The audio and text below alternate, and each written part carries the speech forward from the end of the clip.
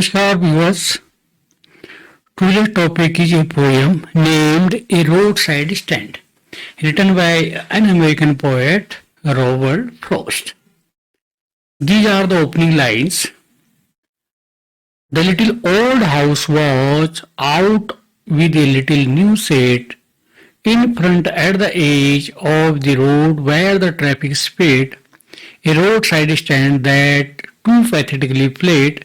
It would not be fair to say for a dole of bread,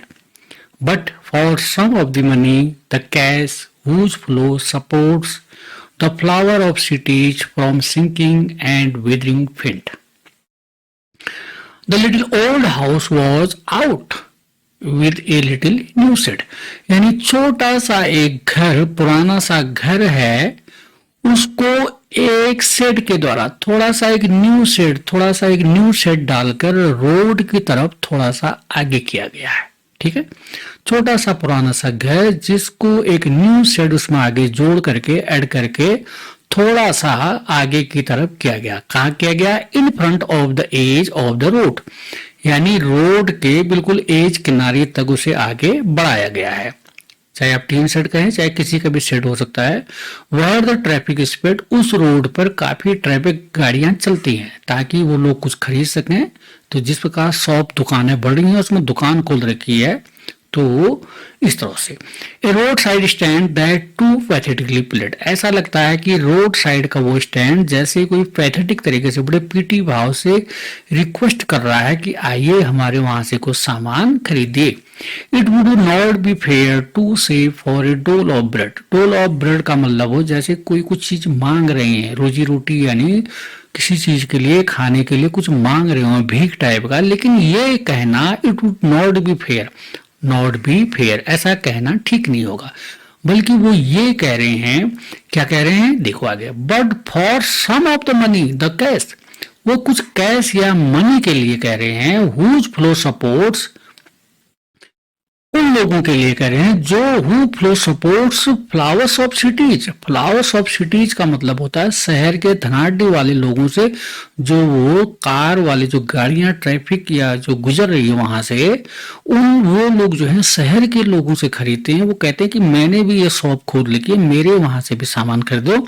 ताकि हम भी आपसे कुछ पैसा कमा सकें। इसीलिए वो शेड उसने आगे की ओर करके कुछ एक शॉप खोल रखी है, ताकि फ्रॉम सिंकिंग एंड विदरिंग फेंट, ताकि हम लोगों को भी सिंकिंग यानी विदरिंग जो फेंट यानी कहने का मतलब है हम लोगों को भी आपका सहारा मिले और आपसे हम भी दो पैसे कैश के रूप में कमा सकें। अब इसका वो देखते हैं थोड़ा सा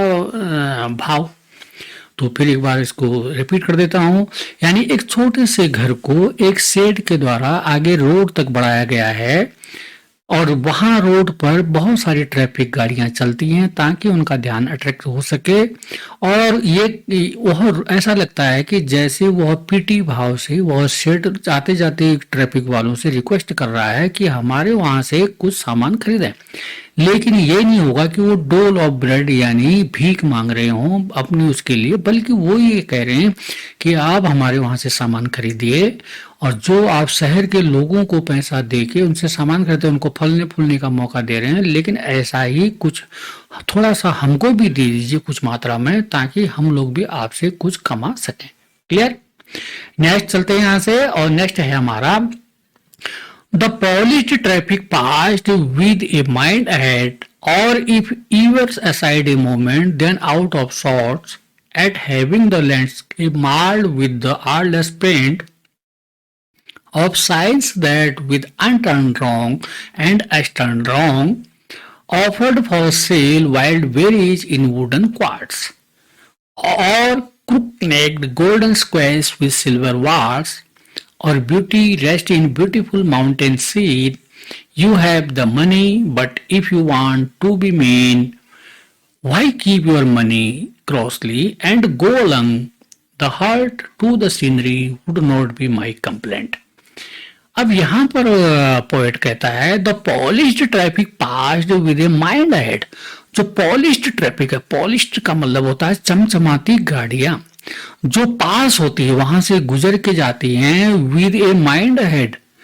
तो वो थोड़ा सा क्या करती हैं, माइंड अहेड, कभी माइंड करती हैं उस सेड को, उस शॉप को, दुकान जो आगे बढ़ाई गई है, कभी माइंड करते हैं कभी नहीं करते हैं। और इफ यदि वो माइंड करते हैं तो ईवर असाइड ए मोमेंट, थोड़ी देर के लिए वो किनारे गाड़ी करते हैं, देन आउट ऑफ शॉट, थोड़ा सा घृणा की दृष्टि से, यानी थोड़ा सा वो देख के क्या क्या देखते हैं, at having the landscape marred with an the artless paint, वहां पर जो दुकान का नाम लिखा गया है, दुकान पर कुछ लिखा गया वो आर्टलेस है, यानी अच्छी तरह से खूबसूरती के साथ पेंट नहीं किया गया है, यानी वो नाम खूबसूरती के साथ न पेंटिंग की गई, खूबसूरती के साथ न दुकान का शॉप का सही नाम लिखा है। अब उसमें गलत क्या है, जो मार लैंडस्केप, ऐसा लगता है कि उन्हें जैसे इस प्राकृतिक दृश्य को ये पेंटिंग खराब कर रही हो। ऑफ साइंस, उसमें जो साइन किए हैं, क्या क्या साइन है, वो क्या नाम लिखे हैं, विद एन टर्न रॉन्ग, उसमें एन को भी गलत लिखा गया है और एस को भी गलत लिखा गया। उसमें जैसे एन लिखा गया तो एन ऐसे लिखा गया, और एस लिखा गया तो एस भी गलत लिखा गया, ऐसे लिखा गया। तो इसीलिए वो लोग आते हैं, देखते हैं, कहते कैसी पेंटिंग कर रखी है, क्या कर रखा है, कैसे गलत लिखी है, यानी एन भी गलत लिखा है और एस भी गलत लिखा है। और उसमें क्या कर रखा है आगे, offered for sale wild berries in wooden quartz, wooden के बने हुए छोटे छोटे जो बक्से टाइप के हैं, उनमें जंगली बेर, वाइल्ड बेरीज भी रखे हैं बेचने के लिए, फॉर सेल। और क्रुक नेक्ड गोल्डन स्क्वेस, और गोल्डन कलर के जो स्क्वेस, जो कद्दू होते हैं, जिनका जो गर्दन होता है जो पकड़ने के लिए, वो टेढ़ी टाइप की है, और जिसमें सिल्वर यानी सफेद सफेद टाइप के, हल्के से जो चुभते टाइप के हैं, सफेद सफेद वार्ड्स उसमें दिखाई दे रहे हैं, यानी बेर और ये स्क्वेस जो है वहां पर बेचने के लिए रखे हैं। और beauty rest in a beautiful mountain scene, तो वो कह रहे हैं कि यहाँ आप आइए, खूबसूरत जो है माउंटेन सीनरी का आनंद लीजिए, ऐसा उन्होंने वहां लिखा है, लेकिन पेंटिंग उनकी आर्टलेस है। You have the money but if you want to be mean, लेकिन वो कह रहे हैं कि ठीक है, आपके पास पैसा है, आने जाने वाले लोगों के पास पैसा है, ऐसा पोएट कहता है, but if you want to be mean, लेकिन आप इतना मीन यहां पर के लोगों को नहीं कह सकते, ठीक है। Why keep your money this crossly, poet यहां पर आगे कहता है कि आपने जो पैसा रखा है, क्या फायदा है इसका पैसे का, ले जाइए अपने पैसे को, एंड गो अलोंग, चले जाइए, the heart to the scenery would not be my complaint. तो पोएट आगे कहता है कि यहाँ की सीनरी को, इनके पेंटिंग को, इनको आप हर्ट करें या इनको बुरा भला कहें, ऐसा कर रखा वो कर रखा, ये तो मत कीजिए, बल्कि ये कीजिए, मेरे कंप्लेंट ये है कि आप लोग इन लोगों से कुछ नहीं खरीद पा रहे हैं, ताकि ये आपसे दो पैसा कमा सकें। ऊपर से उन्हें लेक्चर देते हैं कि आपने ऐसी पेंटिंग करके ऐसे अल्फाबेट लिखे हैं, ऐसे ऐसे लिखा है, तो ये। अब इसका भाव जो है, वहां पर चमचमाती गाड़ियां वहां से जो है बिना माइंड किए हुए या बिना ध्यान दिए हुए निकल जा रही उस सेट की तरफ से, और अगर कोई रुकती भी है तो वहां की जो पेंटिंग आर्टलेस है, जिसमें एन और एस जो है जरा सा रॉन्ग लिखे हुए हैं, उन पर ज्यादा ध्यान जाते हैं, उन्हें लगता है कि इसकी वजह से प्राकृतिक सुंदरता हल्की हो रही है। और वहां जो शॉप है, जो शेड है, वहां पर वाइल्ड बेरी यानी जंगली बेर और स्क्वैश जो है, गोल्डन स्क्वैश जो है, छोटे छोटे लकड़ी के डिब्बों में रखे हुए हैं। और वहां पर लिखा भी है कि beauty rest in a beautiful mountain scene, लिखा गया है कि ब्यूटी खूबसूरती जो है सुंदर पर्वतों में ही निवास करती है, लेकिन उन्हें वो पेंटिंग पसंद नहीं आती है। और लेकिन अगर पोएट आगे कहता है कि यदि आपके पास पैसा है, लेकिन आप इनको मीन नहीं कह सकते, आप इनको बड़ा बुरा नहीं कह सकते, अपना पैसा रखिए, अगर नहीं लेना चाहते हैं तो आप यहाँ गुजर जाइए, कम से कम इनको कुछ मत तो कहिए, लेकिन मेरी रिक्वेस्ट इतनी है कि इनको हर्ट न पहुंचाएं, बल्कि अगर हो सकता है तो इनको सामान खरीद के दो पैसे आपसे खरीद सकें, यही आपसे रिक्वेस्ट है। तो अब इसके बाद हम थर्ड नेक्स्ट स्टेंजा में जाते हैं। As the trusting sorrow of what is unsaid, here far from the city we make over road side stand and ask for some city money to feel in hand, to try if it will not make our being expand and give us the life of the moving pictures promise that the party in power is said to be keeping from us. So here actually the poet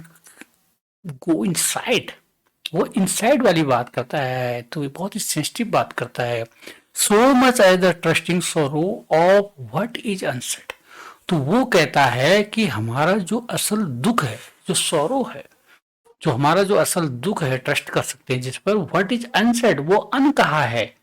यानी हमारी पीड़ा बहुत गहरी है, जो पीड़ा हम किसी से कह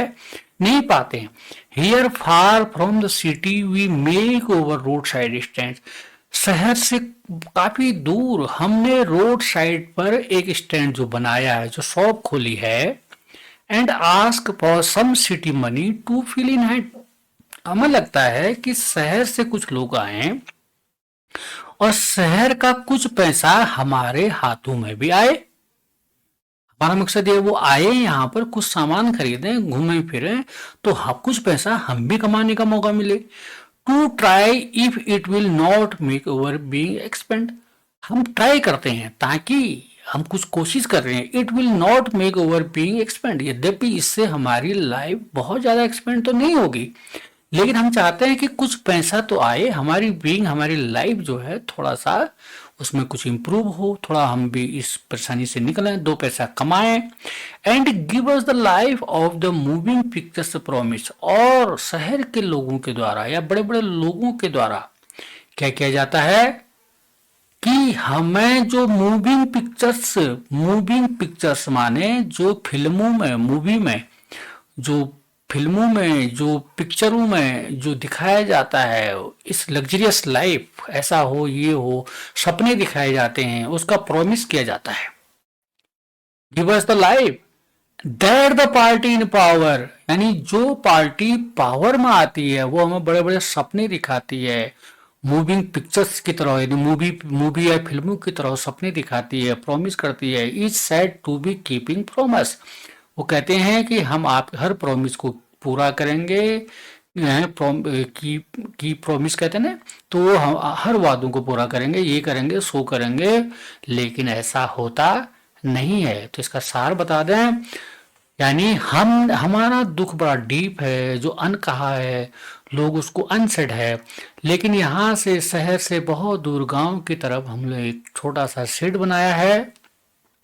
ताकि शहर के लोग यहाँ पर आए हैं, उन कुछ पैसा हम भी उनसे कमा सकें, ताकि वो घूमने फिरने आए, और इससे हमारी थोड़ी लाइफ, यद्यपि बहुत ज़्यादा तो नहीं होगी, थोड़ी बहुत हमारी लाइफ ठीक हो सकती है। और यहाँ पर बड़े बड़े लोगों के द्वारा या पॉलिटिकल पार्टियों के द्वारा हमें जो है सपने दिखाए जाते हैं फिल्मों की तरह, कि हम हर वादा आपके लिए पूरा करेंगे, ये करेंगे, वो करेंगे, लेकिन ऐसा होता है नहीं। It is in the news that all these beautiful cane are to be bought out and mercifully gathered in to live in villages next to the theatre and the store, where they would not have to think for themselves anymore, while greedy good doers, beneficent beasts of prey, swarm over their lives, enforcing benefits that are calculated to soothe them out of their wits, and by teaching them how to sleep, they sleep all day, destroy their sleeping at night the ancient way. तो इसमें एक किस्म से poet ने एक irony कर रखी है, यानी एक कटाक्ष कर रखा है, किस तरह से वो उन लोगों की लाइफ को डिस्ट्रॉय करते हैं, गांव वालों को, से बड़े बड़े लोग। अब तो देखें आगे, it is in the news that all these beautiful kin are to be bought out and mercifully gathered in to live in villages. तो it is in the news, सुनने में आया है, ये खबर है कि दैट ऑल दीज ब्यूटीफुल किन, यानी ये सारे लोग यहाँ के क्या हैं, are to be bought out. तो यहाँ के जमीनों को, गांव के कुछ खूबसूरत चीजों को यहाँ से ये खरीदेंगे, bought out, and mercifully gathered in to live in villages, और गांव के लोगों को गेदर यानी इकट्ठा रहने के लिए, गांव में ही रहने के लिए मजबूर करेंगे। और नेक्स्ट आगे क्या करेंगे, to the theatre and the store, वहां पर थिएटर खुलेंगे और स्टोर, बड़े बड़े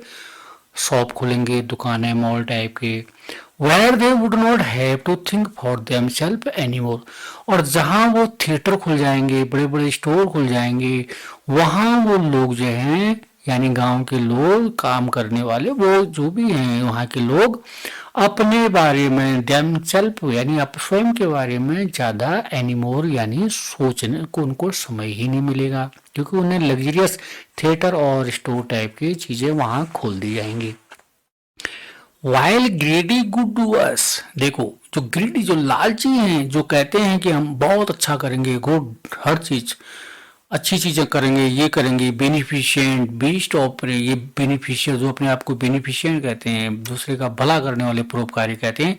वो असल में क्या है, बीस्ट ऑफ प्रे, ये बड़े शिकारी जानवर हैं, शिकार करते हैं, ये लोगों को एक्सप्लॉइट करते हैं, शोषण करते हैं। Swarm of their lives enforcing benefits, यानी अपने बेनिफिट के लिए हमेशा इन गांव वालों के ऊपर मंडराते रहते हैं, स्वार्म करते रहते हैं।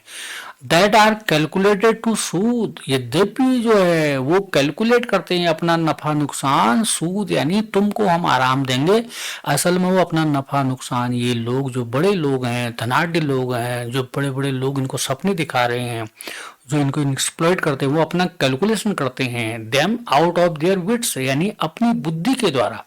कैलकुलेट करते हैं कि कैसे मेरा फायदा होगा, इन लोगों को कैसे, इन लोगों से मैं कैसे कमाऊं, कैसे क्या करूं। And by teaching them how to sleep, और उन्हें कहते हैं कि आप कब सोएंगे, क्या करेंगे,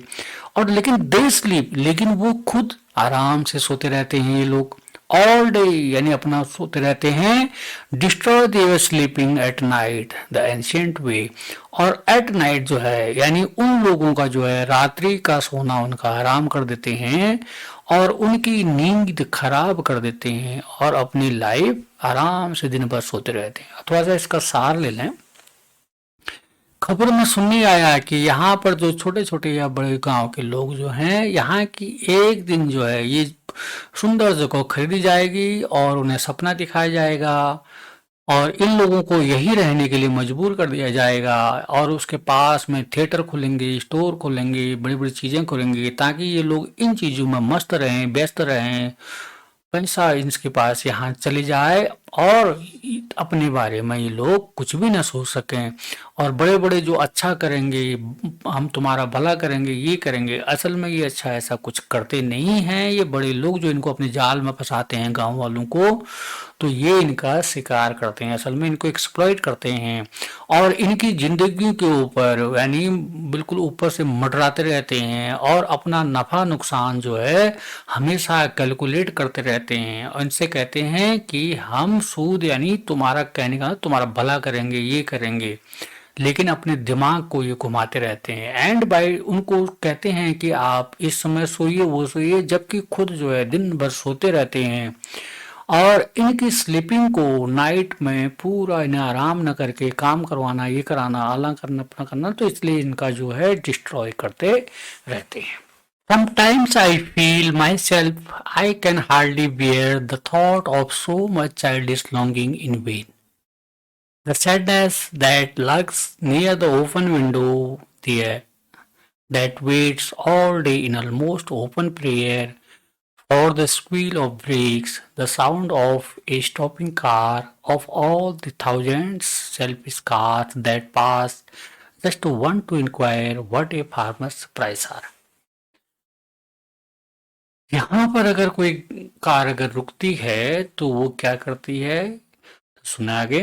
sometimes I feel my self, कभी कभी मुझे, मैं खुद अगर ये चीजें सोचता हूँ, देखता हूँ, I can hardly bear the thought of so much childish longing in when, तो मुझे आई कैन हार्डली बियर यानी बड़ी मुश्किल से मेरे को ये चीज हजम नहीं होती। मैं देखता हूँ कि ये मेरा ये जो विचार है of so much childish longing in when, ये एक विलेज के लोग क्या करते हैं, एक चाइल्डिश लॉन्गिंग है इनकी, यानी एक चाइल्डिश लॉन्गिंग से आप ये समझें जैसे बच्चे की कोई इच्छा होती है जो पूरी नहीं होती है, यानी एक अबोध इच्छा, एक इनोसेंट टाइप की जो उसका इच्छा होती है, विल होती है, तो इसी तरह से इन लोगों की भी इच्छा है जो पूरी नहीं हो पा रही है। तो इन वेन माने बेकार में है, उनकी इच्छाएं बेकार हैं। कहने का मतलब यहाँ पर कोई उनकी इच्छा की तरफ ध्यान नहीं देता है, रूरल जो लोग, गांव के लोग हैं। The sadness that lurks near the open window there, और उनकी मायूसी नियर द ओपन विंडो, जब वो खिड़कियों से इधर उधर देखते रहते हैं, वो करते रहते हैं, तो उनकी उदासी, उनकी मायूसी दिखाई देती है उनके चेहरों पर। That waits all day in almost open prayer, ऐसा लगता है कि खुले में जैसे प्रार्थना कर रहे हो कि कोई आए हमारे वहां से, इंतजार करे, वेट करते रहते हैं पूरे दिन भर। For the squeal of brakes, यदि कोई गाड़ी अगर वहां रुकती है तो squeal of brakes, squeal of brakes का मतलब उसके ब्रेक के चहचहाने की आवाज। जैसे कोई गाड़ी रुकती है तो अचानक उसके ब्रेक लगते हैं तो उसमें से एक आवाज आती है, उसको स्क्वील ऑफ ब्रेक्स कहा। तो कभी कोई गाड़ी रुकती है, उसकी आवाज जैसी आए, the sound of stopping car, तो इससे लगता है कि कोई कार वहां पर रुक रही है। Of all the thousand selfish cars that pass, यानी हजारों कारें वहां से गुजरती हैं। अगर कोई रुक भी गई, किसी गाड़ी की आवाज रुक भी गई, तो just one to inquire what a farmers price are, तो वहां पर सिर्फ इसलिए रुकते हैं कि यहाँ पर फार्मर्स प्राइस, वो कई प्रकार के जो है रेट पूछने के लिए, केवल प्राइस पूछने के लिए वहां पर रुकती हैं कि ये क्या रेट है, ये क्या रेट है, ये क्या रेट है। तो इसका भाव देख लें, यानी कभी कभी जो है मैं स्वयं सोचता हूँ कि ये बियर करना, यानी इसको सहना, इसको यानी सोचना जो है मेरे लिए बड़ा अजीब लगता है कि ये इन लोगों के लिए, गांव वालों के लिए है, ये चाइल्डिश लॉन्गिंग है, एक इच्छा जो पूरी नहीं हो पाती, बच्चों की तरह इच्छा की तरह है, जो बेकार है कि वो हमारे वहां से शहर वाले आए, गाड़ियों से उतर के सामान खरीदें। तो ये एक इच्छा इनकी चाइल्डिश लॉन्गिंग की तरह लगती है। और उनके चेहरों पर, जो खुले खिड़कियों से बाहर उनके बच्चे या कोई देख रहे हैं, तो उनके चेहरों पर एक उदासी, मायूसी, सैडनेस दिखाई देती है। और वो पूरे दिन भर ऐसा है, खुली खिड़कियों से बाहर ऐसा लगता है कि जैसे वो वेट कर रहे हों, प्रे कर रहे हों, प्रेयर कर रहे हों। और अगर कोई गाड़ी, कभी कभी जो है गाड़ी के ब्रेक की आवाज आती है, जैसे कोई गाड़ी रुक रही है, जबकि वहां से हजारों गाड़ियां, ट्रैफिक यानी वहां से उस रोड से गुजरती हैं। और अगर कोई गाड़ी वहां पर रुक भी गई तो वो सिर्फ जो है रेट पूछने के लिए, यानी कीमत पूछने के लिए खड़ी होती हैं। And one did stop, but only to plow up grass, in using the yard to back and turn around, and another to ask the way to where it was bound, and another to ask could they sell it a gallon of gas. They couldn't, this crossly, they had none, did not it see. अब देखते हैं, and one did stop, यदि कोई गाड़ी वहां पर रुक भी जाती है, but only to plough grass, क्यों, कैसे, तो वहां रुक भी जाती है तो वहां के आसपास के घास को वो अपने टायरों के द्वारा, गाड़ी के टायरों के द्वारा उखाड़ देती है। कैसे, in using the yard to back and turn around, सिर्फ अपनी गाड़ी को बैक करने के लिए, बैक करके घुमाने के लिए वो गाड़ी रोकते हैं, जिसकी वजह से वहां के आसपास की जो घास भी है वो भी उखड़ जाती है। And another to ask the way to where it was bound, और अगर दूसरा कोई रुकता भी है तो वो आस्क क्या करता है, way to where it was bound, यानी ये रास्ता कहाँ को जाता है, यानी ये सड़क कहाँ को जा रही है, ये जा रही है, सिर्फ ये पूछने के लिए वो गाड़ियां कुछ रुकती हैं, कुछ तो वहां गाड़ी को बैक करने के लिए रुकती हैं, और कुछ वहां पर रास्ता पूछने के लिए रुकती हैं। And another to ask could they sell it a gallon of gas, और कुछ गाड़ियां अगर रुकती हैं तो वो कहते हैं sell it a gallon of gas, यहाँ गैस मिलेगी, यानी गाड़ियों को पेट्रोल की जगह पर गैस चलती होंगी, तो वो कहते हैं क्या यहाँ गैस मिलेगी। अब वो, ये दुकान उनकी थोड़ी है, बड़ी अजीब अजीब सी बात है, कोई गाड़ी बैक करने के लिए रुकता है, कोई रास्ता पूछने के लिए, कोई वहां पर गैस यानी पेट्रोल, इस तरह की चीजों को पूछता है कि यहाँ मिलेगा। और दे कुडंट दिस क्रॉसली, तो यहाँ पर पोएट थोड़ा सरकास्टिक होता है, वो कहता है कि इनको दिखाई नहीं दे रहा है क्या, दे हैड नन, उन्हें कुछ लेना देना तो है नहीं, उनके पास ये चीजें क्या मतलब है, डिड नॉट इट सी, क्या उन्हें ये आंख दिखाई नहीं देते। तो इसका सार है कि वहां पर कोई गाड़ी रुकती नहीं है। अगर कोई गाड़ी रुकती है तो गाड़ी बैक करने के लिए रुकती है, जिसके टायरों की वजह से वहां की खूबसूरती जमीन की और भी खराब हो जाती है, क्योंकि फ्लो ऑफ ग्रास हो जाता है, यानी उस घास को वो उखाड़ देते हैं, टायरों से उखड़ जाती है। और कुछ अलग रुकते हैं तो वो सिर्फ ये रास्ता पूछने के लिए रुकते हैं कि कहाँ को जा रहा है। एंड कुछ और रुकते हैं, गाड़ियां रुकती हैं तो वो गैलन ऑफ गैस या पेट्रोल इस तरह की चीज़ों के लिए कहते हैं कि यहाँ मिलेगा। तो पोएट यहाँ पर कहता है कि अजीब से लोग हैं, क्या इन्हें इतना पता नहीं चलता है कि यहाँ पर ये चीज़ें नहीं मिल सकती हैं। No in country money the country scale of gain the requisite lift of spirit has never been found, or so the voice of the country seems to complain. I cannot help owing the great relief it would be to put these people at one stroke out of their pain, and then next day as I come back into the scene, I wonder how I should like you to come to me and offer to put me gently out of my pain. तो no नहीं in country money means यहाँ पर होगा गांव का पैसा। Country money means वहां local का जो पैसा है उसकी बात यहाँ पर होगी। The country scale of gain, यानी गांव के पैसे को स्केल यानी कैसे माप सके, यानी फायदा, नफा नुकसान, गेन। वो कह रहा है कि इन लोगों के पास, कंट्री यानी इन ग्रामीण लोगों के पास कोई पैसा नहीं है, इनके पैसे में कोई फायदा नहीं है, क्योंकि वहां से कोई फायदा उन्हें होना है नहीं। शहर वालों को, बड़े लोगों को the requisite lift of spirit has never been found, इसलिए जो इनकी स्पिरिट है, इनकी जो भावनाएं हैं, और इनको कैसे लिफ्ट करें, यानी कैसे इनके जरूरतमंदों को, कैसे जो रिक्विजिट जो तरीका है, इनको इनके जीवन स्तर को कैसे सुधारें, इनकी लाइफ को कैसे सुधारें ताकि ये भी कुछ कर सकें, तो कैसे हो। और so the voice of the country seems to complain, इसीलिए कंट्री यानी देहात के लोगों की जो कंप्लेन है, यानी गांव के लोगों की शिकायत, ये वॉइस हमेशा उड़ती रहेगी, उनकी शिकायत होती रहेगी। I can not help owing the great relief it would be to put, और आई कैन नॉट हेल्प, मैं इनकी मदद नहीं कर सकता, पोएट कह रहा है, क्योंकि ये मेरे बस में नहीं। Owing the great relief it would B, मैंने बहुत ही, अगर मैं इनकी एक बहुत बड़ी मदद करना चाहता हूँ बट मैं कुछ कर नहीं सकता। To put these people at one stroke out of their pain, यदि मेरे बस में होता मैं एक ही झटके से, वन स्ट्रोक यानी एक ही झटके से इनके पेन को हमेशा क्या कर देता, यानी दूर कर देता, लेकिन ये मेरे बस में नहीं है। And then next day as I come back into the scene, अगर मैं अगले दिन में जो है, अगर मैं सेन यानी अपने होशो हवास में, यानी किसी तरह से मैं अगर यहाँ आऊं, अगर मैं यहाँ पर आऊं, समझूं, देखूं, आई वंडर, मुझे आश्चर्य होगा, how I would like you to come to me, आप मुझे देखें, मुझे देखना है कि and offer to put me gently out of my pen,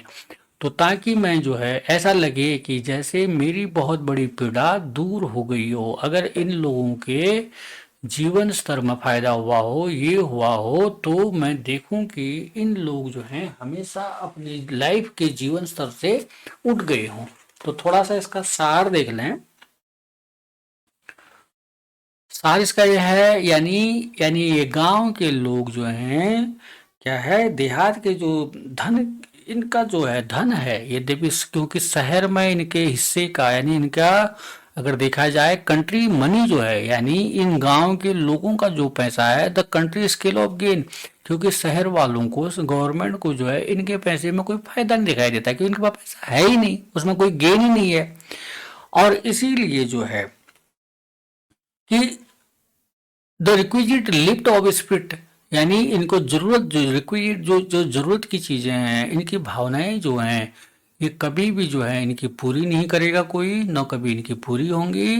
और हमेशा शहर के यानी इन लोगों का जो है ये कंप्लेंट हमेशा बड़े लोगों से यानी अपनी सरकारों से या बड़े लोगों से पॉलिटिकल पार्टी से हमेशा इनकी शिकायत बनी रहेगी, इनकी आवाज उठती रहेगी। और यद्यपि मैं जो है इनकी मदद नहीं कर सकता, आई कैन नॉट हेल्प, ये कह रहा है कि मैं इनकी कोई मदद करना चाहता हूँ और मेरा बस चाहे मैं एक ही झटके में इनके दुख दर्दों को दूर कर दूं, लेकिन मेरे लिए ये संभव नहीं है। और next day as I come back into the scene, यदि मैं अगले दिन जो है अगर अपने जो है पूरे एक होशो हवास में, यहाँ यानी कहने का मतलब मैं समझदारी में, सेन यानी सेन का मतलब होता है समझदारी, यानी मैं पूरी समझदारी के साथ अगर नेक्स्ट डे जो है मैं अगर आऊं और देखूं, come back into the scene पूरी समझदारी के, I wonder how I should like you to come to me and, मुझे इस बात का आश्चर्य है कि किस तरह से, how I should like you to come to me, कि आप लोग जो हैं किस तरह से, कि पूरे आश्चर्य, मुझे आश्चर्य हो, आश्चर्यचकित रह जाऊं कि किस प्रकार से जो है, आई वंडर आश्चर्य हो मुझे कि how should like you to come to me, आप लोग मेरे पास आए and offer to put me gently out of my pain, कि मुझे बताएं कि आज बड़े लोगों ने या शहर के लोगों ने या बड़े उन लोगों ने जो है जिम्मेदार लोगों ने हमारा दुख दर्द दूर कर दिया है, क्या मुझे कभी ऐसे देखने को मिलेगा। यानी इसमें लेखक एक आह्वान कर रहा है कि लोग आए, इनकी समस्याओं को समझें तो सही, इनके दुख दर्द को दूर करें, नफा नुकसान यहाँ न देखें, गांव के पैसे में कोई लाभ नहीं है, कुछ फायदा होता नहीं है, ये मत देखें, इनकी पुकार, इनकी आवाज, इनके दर्द को, इनकी इसका सिंपैथी करें, इनकी शिकायत को सुने। तो इसीलिए लेखक आह्वान कर रहा है कि आए तो सही, ताकि मुझे कभी देखने को मिले कि इनका दुख दर्द दूर हो सके, क्योंकि ये मेरे बस में नहीं है। तो इस प्रकार से ये पोयम आपकी पूरी हो गई है और होप इसमें आपके समझ में अच्छा आया होगा कि पोयम का भाव यही है, पोएट के द्वारा एक आह्वान है। ठीक है, ओके, थैंक यू।